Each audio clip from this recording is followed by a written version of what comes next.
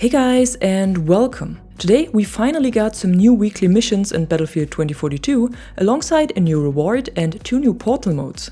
In addition, I have 2 more news for you that might be interesting. But let's start with the new weekly missions. The reward this week is the Snow Blast weapon skin for the SFAR, and to unlock it you need to kill 30 enemies with assault rifles, revive 40 teammates and inflict 1200 damage with any explosives. I don't think there's much to say about the missions this week, since they should all be self-explaining. The only thing that might be important to know is that you have to complete it in a 2042 match. Explosives or assault rifles of the older titles that you can play in Portal don't count.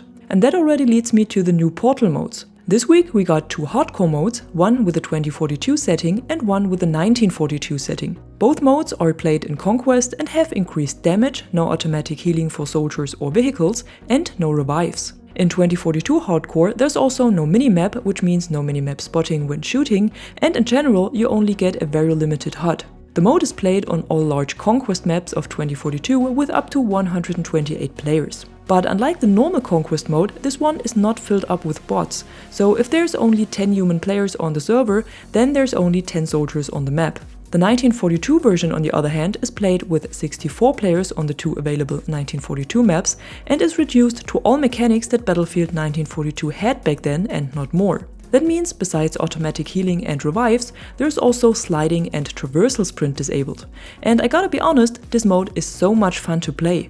Not sure if it is because I played a lot of Battlefield 1942 lately, or if the overall map design and atmosphere is better, but I can highly recommend to try it out. For the 2042 hardcore mode, my own experience was a bit different, as it can be fun to play, but it also shows even more weaknesses of the game, especially when it comes to map design. Because with the higher damage in this mode, a lot of players go with sniper and marksman rifles, and on these wide open maps it's hard to take a step out of a building without getting shot right away. Same for the helicopters that also deal more damage here. I'm sure this would feel completely different on the Battlefield 3 or Bad Company maps, but on the 2042 maps it's not that much fun. It feels like you're completely blind and try to cross a minefield while getting shot from all angles. I had a few moments that were quite good, and it also depends on the map you play, but my overall experience was not the best. The maps that are already hard to play in normal mode are even harder to play here, while other maps like Manifest can be fun to play, but only if you know how to outplay your opponents. But of course,